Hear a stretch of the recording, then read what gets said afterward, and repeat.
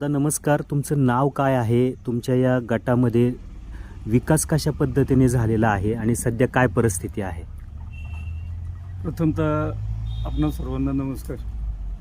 मी सावरगाव कुसूर जिल्हा परिषद गटातला एक सर्वसामान्य कार्यकर्ता, तीर्थक्षेत्र आदर्शगाव मौजे वस्तीचा माजी सरपंच आणि दत्तगुरू ग्रामविकास मंडळाचा विद्यमान सचिव आणि एक ज्येष्ठ शिवसैनिक या नात्यानं आपण विचारलेल्या प्रश्नाला उत्तर देत असताना अतिशय चांगल्या प्रकारचा 2017 ते 2022पर्यंतच्या जिल्हा परिषद कार्यकाळातला विकास आदरणीय कार्यसम्राट जिल्हा परिषद सदस्य गुलाबशेठ पारखे यांनी त्यांच्या कर्तृत्वाने या ठिकाणी केलेला आहे आणि त्या विकासाचा खऱ्या अर्थानं या ठिकाणी चांगला मागोवा घेऊन आम्ही सर्व मंडळी होऊ घातलेल्या 2026च्या या जिल्हा परिषद पंचायत समितीच्या निवडणुकीला पंचायत समितीच्या दोन्ही गणांचे उमेदवार बरोबरीनं घेऊन अतिशय सक्षमतेने या निवडणुकीला सामोरे जात आहोत. आणि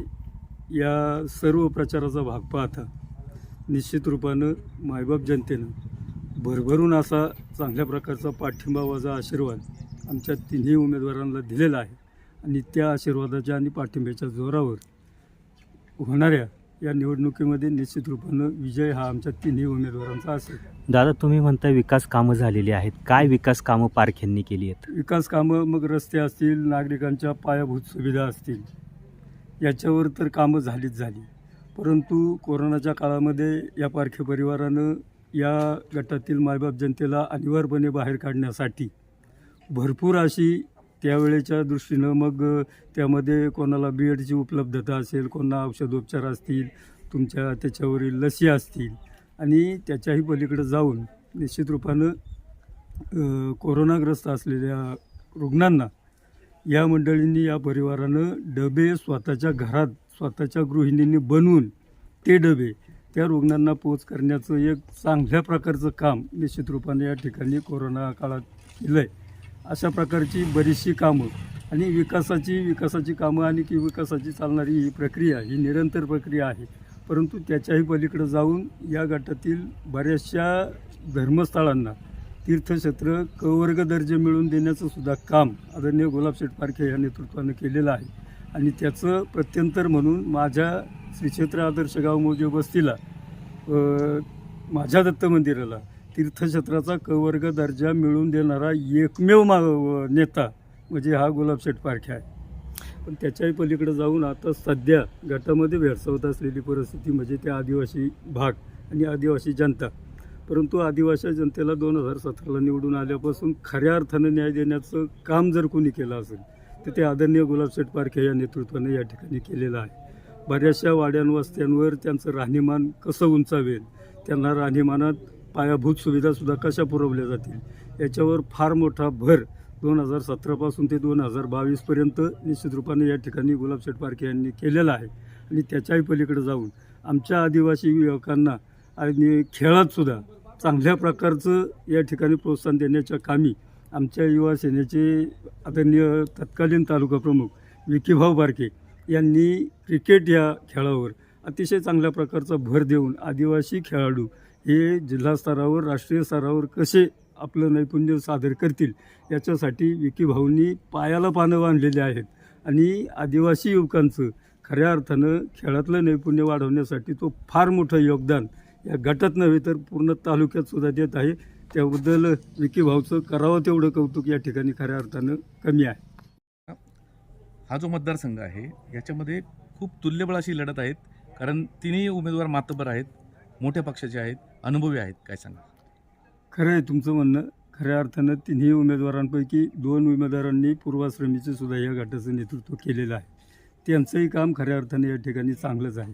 परंतु 2017 साली गावाला आल्यानंतर पारखे परिवाराचं नेतृत्व करत असताना आदरणीय गुलाबशेठ पारखे यांनी समाजसेवेचा जो वसा घेतला आणि तो वसा खाली न ठेवता 2017 ते 2022 हा जिल्हा परिषदेचा कार्यकाळ आणि जिल्हा परिषद विसर्जित झाल्यानंतर 2026पर्यंत पदरमोड करून या गटाला ऊर्जित अवस्था आणण्याचं काम आदरणीय गुलाबशेठ पारखे यांनी आधी सातत्याने केलेलं आहे आणि त्याचाच परिपाक म्हणून मी बाकीच्या उमेदवारांना काही बोलणार नाही, परंतु आमचं नाणं कसं खरं आहे हे पटवून देण्याच्या कामात प्रचारात आम्ही सर्व कार्यकर्ते मंडळी या ठिकाणी अग्रभागी आहे. आणि त्याच्याही पुढे जाऊन तुम्हाला एक सांगतो की निश्चित रूपानं आपलं नेतृत्व करत असताना आपल्या नेतृत्वाचा फायदा सर्वसामान्य जनतेला देत असताना कार्यकर्त्यांची फार मोठी फळी सांभाळण्याचं काम आदरणीय गुलाबशेठ पारखे, विकीभाऊ पारखे, चेतन पारखे आणि साधनाताई पारखे आणि पारखे परिवाराने या ठिकाणी केलेलं आहे.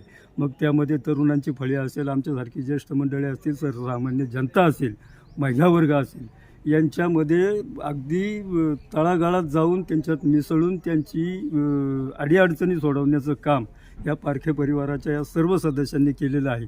आणि त्याचाच परिपाक म्हणून निश्चित रूपानं ही 2026मध्ये होणारी जिल्हा परिषद गटाची पंचायत समिती आणि जिल्हा परिषदेची निवडणूक ही नेतृत्वाची न राहता ही निवडणूक निश्चित रूपानं जनतेने हातात घेतलेली आहे. आणि जनतेने हातात घेतलेली निवडणूक ही नेत्यांना आमची अगदी फायदेशीर ठरून या ठिकाणी 7 तारखेला होणाऱ्या निवडणुकीमध्ये भरभरून असं मतदान आमच्या या तिन्ही उमेदवारांना या ठिकाणी प्राप्त होईल. आणि 9 तारखेचा गुलाल हा आम्हीच उधळू. दादा, सावरगाव कुसूर या गटामध्ये म्हणजे पंचायत समिती गणामध्ये दोन्ही उमेदवार मोठ्या गावातील आहेत तुमच्याबरोबर जे आहेत, त्यांचं नाव आणि त्यांच्यामुळं किती आपल्याला फायदा होईल? ओके. या ठिकाणी सावरगाव गणासाठी पूर्वाश्रमीचे कृषी उत्पन्न बाजार समिती किंवा सहकारात फार मोठं काम ज्यांनी केलं आहे ते सावरगावचे सुपुत्र, सावरगावचे माजी सरपंच, सावरगाव विकास सोसायटीचे 42 वर्ष राहिलेले संचालक आणि त्यामध्ये 22 वर्ष चेअरमनपद भूषवले, खरेदी विक्री संघाचं अध्यक्षपद भूषवले, असा सर्वसमावेशक असा उमेदवार आदरणीय महादेव भागोजी बाळसराम यांना आम्ही सावरगावातून सावरगावचा सुपुत्र म्हणून आणि सावरगाव गणाचा उमेदवार म्हणून निवडलेलं आहे. फार मोठं काम त्यांचं त्या ठिकाणी आहे. आणि कुसूर गणाचा जर विचार आपण करायला गेलो तर एक चळवळीतलं नेतृत्व, एका गरीब घराण्यातलं नेतृत्व, परंतु कुसूर गणातला उमेदवार हा येणेरे गावचा सुपुत्र आणि येणेरे गावचे माजी सरपंच असा एक कर्तव्यदक्ष असा उमेदवार आम्ही निश्चित रूपानं कुसूर गणातून उचलला आहे. दोन्ही उमेदवार समाजाच्या दृष्टीनं इतके मनमिळावू आहेत, इतके श्रद्धाळू आहेत आणि लोकांच्या कामाची जाण असलेले उमेदवार निश्चित रूपानं ते आम्ही दोन्ही उमेदवार समोर घेतलेत. आणि त्या दोन्ही उमेदवारांचा फार मोठा फायदा जिल्हा परिषदेच्या उमेदवाराला निश्चित रूपाने या ठिकाणी होणार आहे. आणि तो फायदा निश्चित रूपानं झाल्यामुळं त्या फायद्याचं रूपांतर तिन्ही उमेदवारांच्या विजयामध्ये निश्चित रूपानं 9 तारखेला आपल्याला दिसेल.